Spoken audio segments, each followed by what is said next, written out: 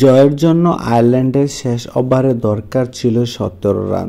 দুই থিতু batsman George Dockrell ও mark এডাইর তখন ক্রিজে, কিন্তু কানাডার জেরেমি গর্ডনের করা শেষ ওভারে এলো মাত্র ৪ রান।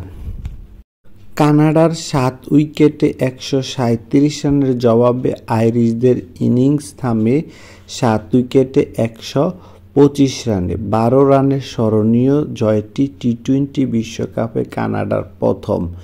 এই নিয়ে তৃতীয়বার কোনো টেস্ট খেলুড়ে দলকে হারালো কানাডা। আগে এই আয়ারল্যান্ডকেই ২ বার হারিয়েছে কানাডা। রান তাড়ায় শুরুতে কানাডার বোলিংয়ে তালগোল পাকিয়ে বসে আয়ারল্যান্ড। ৫৯ রান তুলতেই ৬ উইকেট হারিয়ে বসে আইরিশরা। সেখান থেকে ৪১ বলে ৬২ রানের জুটি গড়ে আইরিশদের প্রতিযোগিতায় ফেরায় ডকরেল এডাইর জুটি, কিন্তু শেষ পর্যন্ত কানাডার ডেথ ওভারের বোলিংয়ে কোনো জবাব খুঁজে পায়নি দুই আইরিশ লোয়ার অর্ডার ব্যাটসম্যান।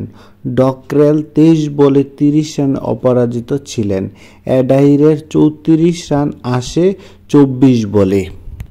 বিশ্বকাপের উদ্বোধনী ম্যাচে যুক্তরাষ্ট্রের বিপক্ষে হেরে টুর্নামেন্ট শুরু করে কানাডা।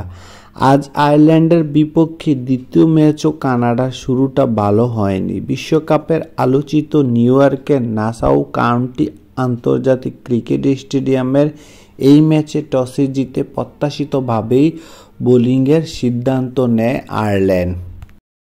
এই মাঠে আগেই ২ ম্যাচের মতো কালো ইনিংসের শুরুতে আইরিশ বোলাররা দাপট দেখিয়েছে। ৫৪ রানেই কানাডার ৪ উইকেট তুলে নেয় পল স্টার্লিংয়ের দল। তবে শুরুর ধাক্কা সামলে নিয়ে কানাডাকে ৭ উইকেটে ১৩৭ রান নিয়ে যান নিকোলাস কার্টন ও শেয়ার্স মোবা।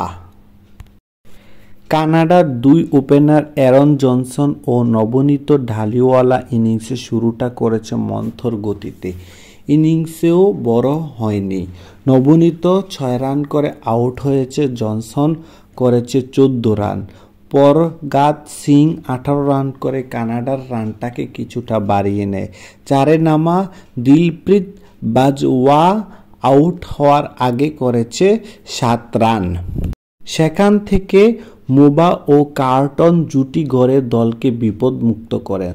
দুজন মিলে যোগ করেন ৬৩ বলে ৭৫ রান। কার্টন ৩টি ৪ ও ২টি ছক্কায় ৪৯ রান করেছেন।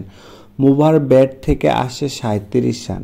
আয়ারল্যান্ডের হয়ে ২টি করে উইকেট নিয়ে ক্রেগ ইয়াং ও ভেরি ম্যাকার্থি